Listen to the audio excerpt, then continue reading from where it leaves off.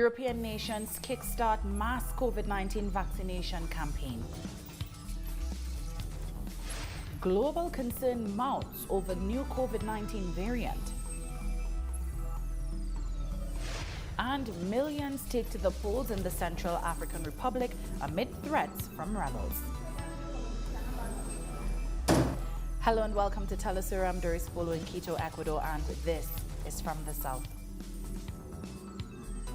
The European Union has begun its official coronavirus vaccine rollout. In Italy, the first vaccines are being administered at the Spallanzani Hospital in Rome.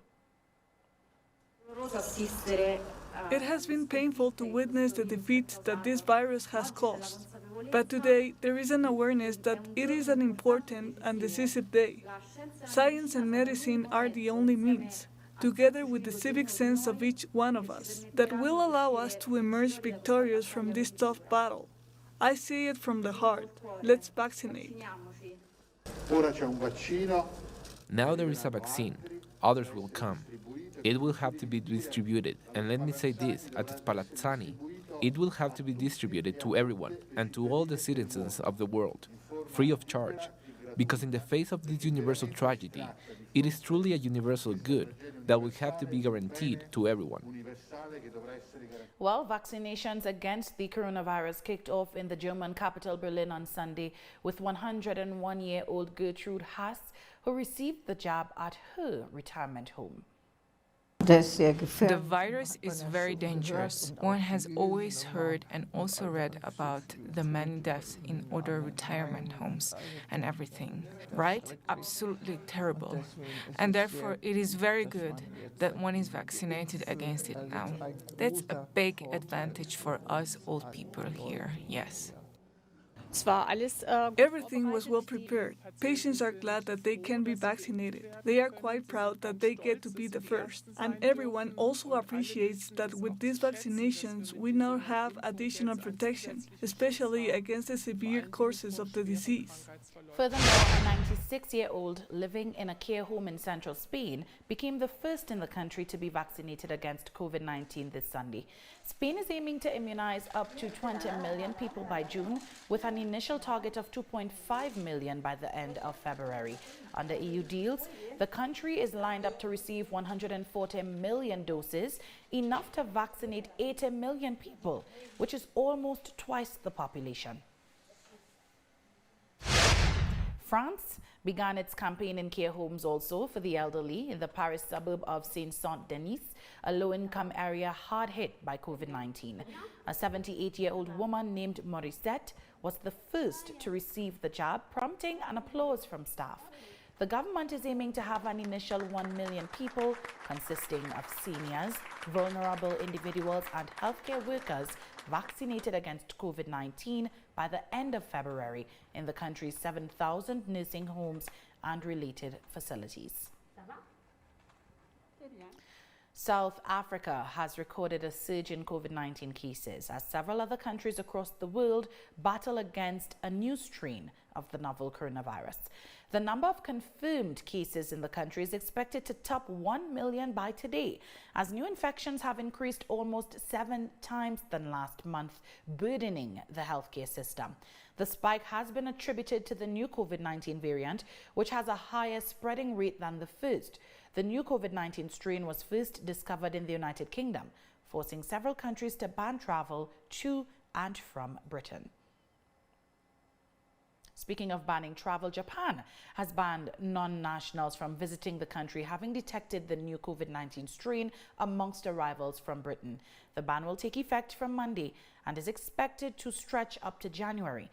The Ministry of Health said 5 people who tested positive at international airports have been infected with the new Covid-19 variant, first registered in Britain, and all of them were returning to Japan from the UK.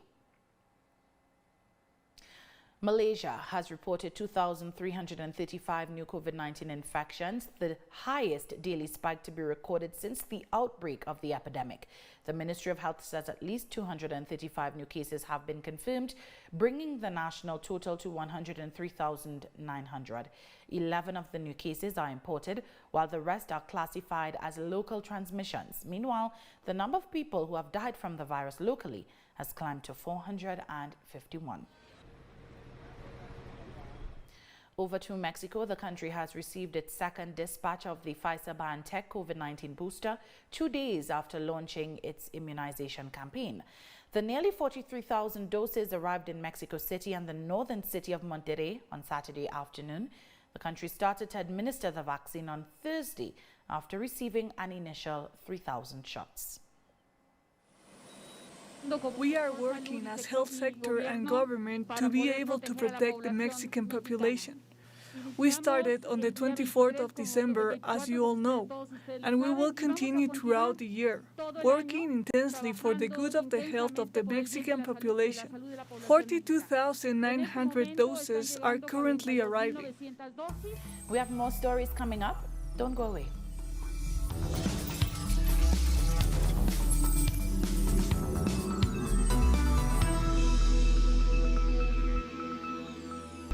Welcome back.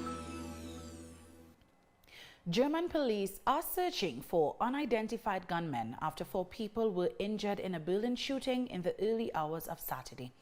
Armed lawmen were canvassing the area near the headquarters of the Social Democratic Party on foot and by helicopter.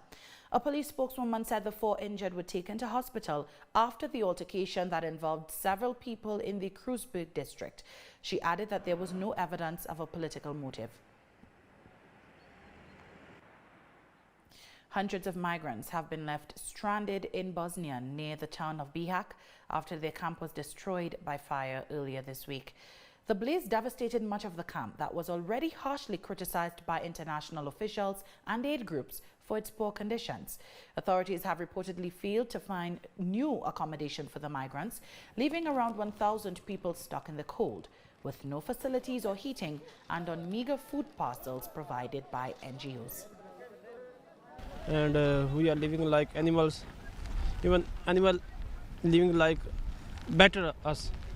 So please, I request UNO, IOM, all NGOs to help us, because if they cannot help us, we will die.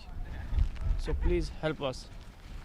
From 3 days, and there is no anything and no blankets, no better place for sleeping. You know, there is full of snow, and when I think when 15 hours will be snow come, I think he will be fell.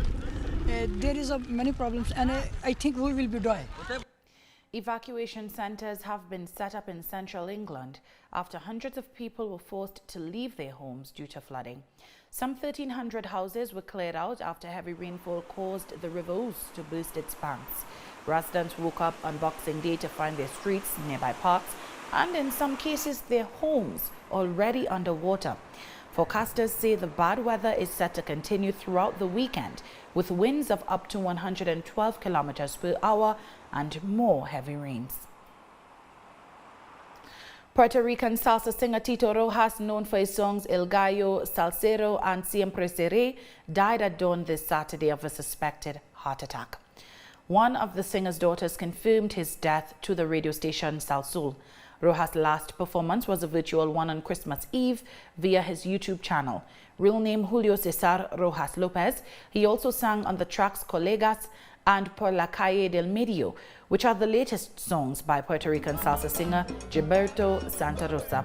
Rojas released his first album, Mima La Pululera, together with Pedro Conga in 1972.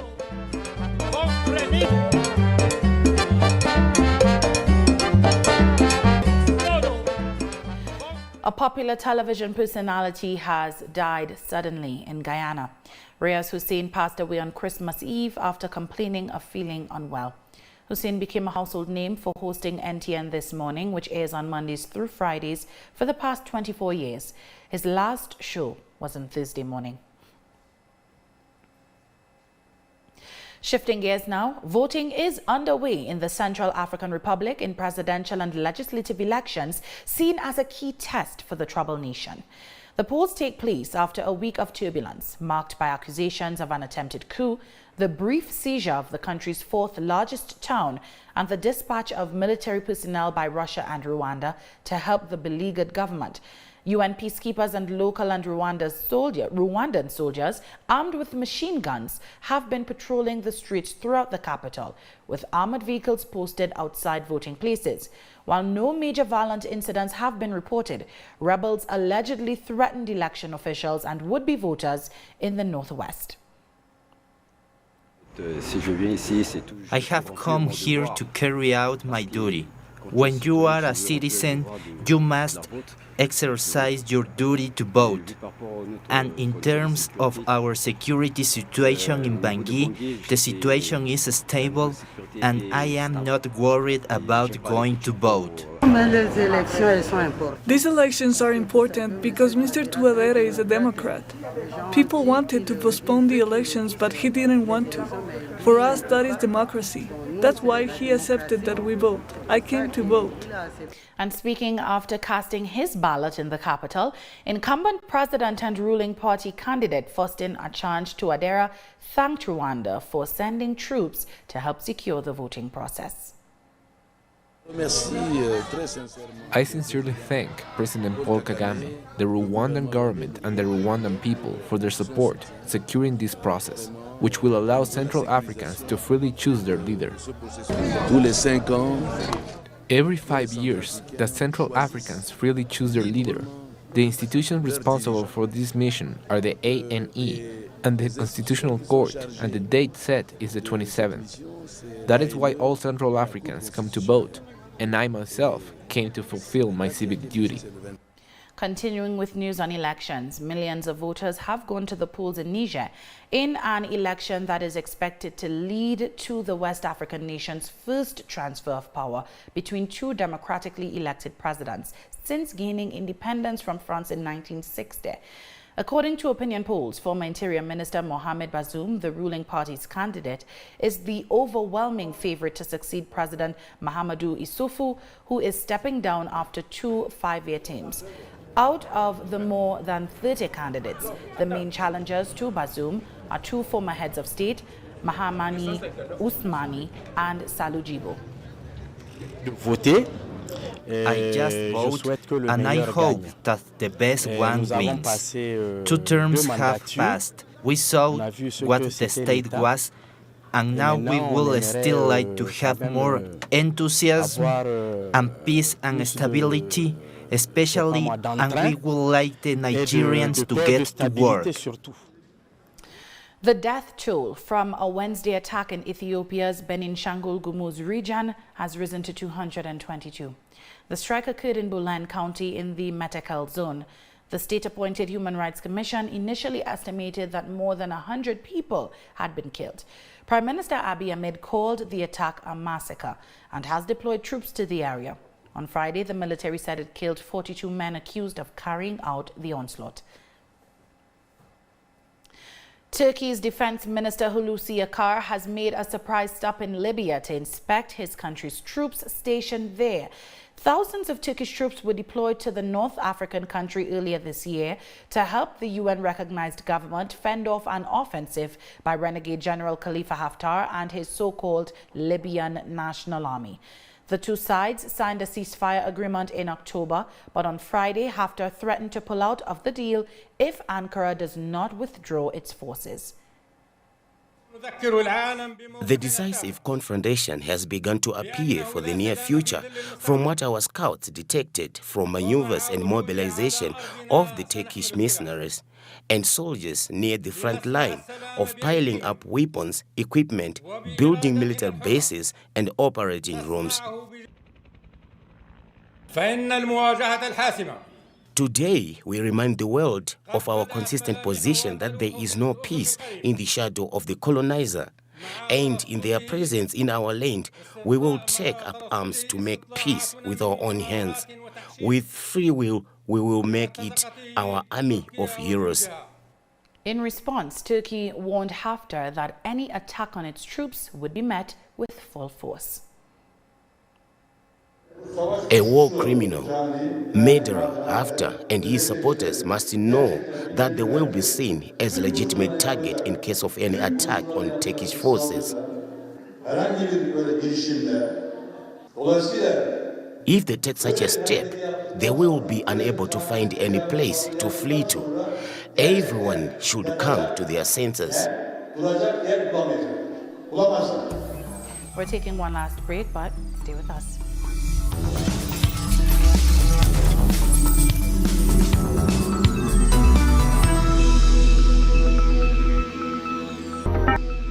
Welcome back.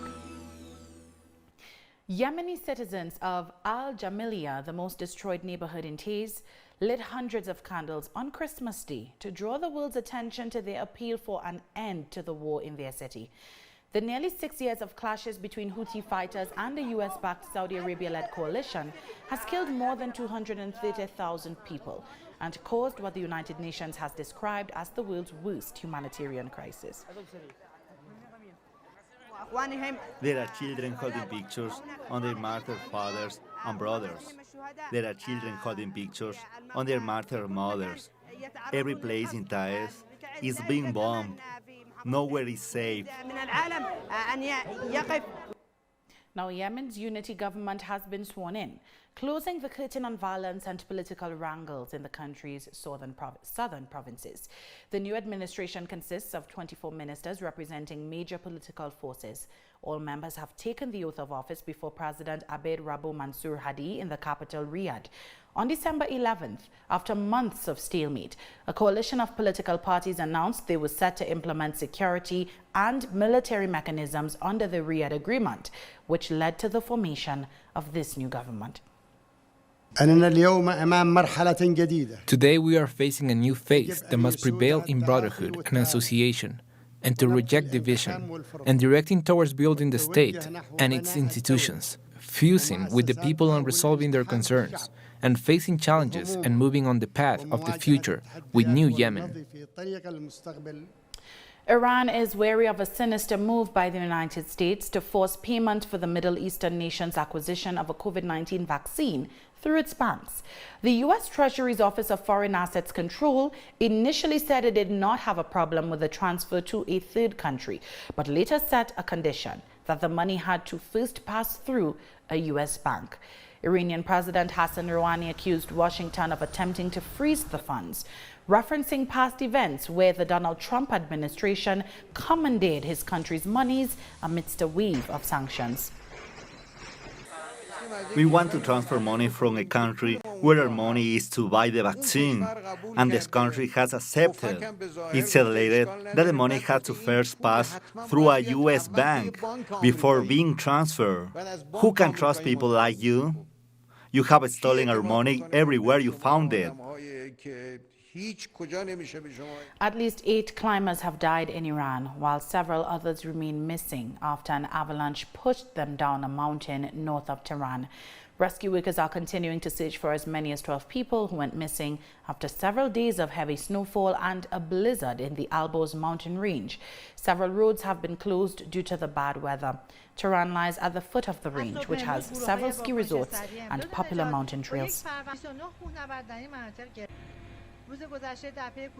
Indian Prime Minister Narendra Modi has offered to hold fresh talks to end a stalemate over new agricultural reforms in his latest push to win over farmers protesting for almost a month against the move.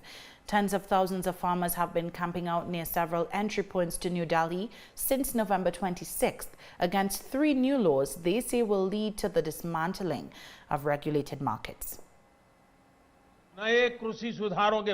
So many lies are being spread against the new farm laws. Some people are spreading lies amidst the farmers that the minimum support price will be stopped and that the local market will shut down. You can sell your produce anyway and to anyone you like. Wherever you get the right price, you can sell it there. We are ready to discuss every issue of the farmers. We are ready with open heart for a solution. On that note, we've come to the end of this news brief. You can find these and many other stories on our website at telesurenglish.net. Join us on social media also, Facebook, Twitter, and Instagram. For TeleSUR English, I am Doris Polo. Thank you for watching.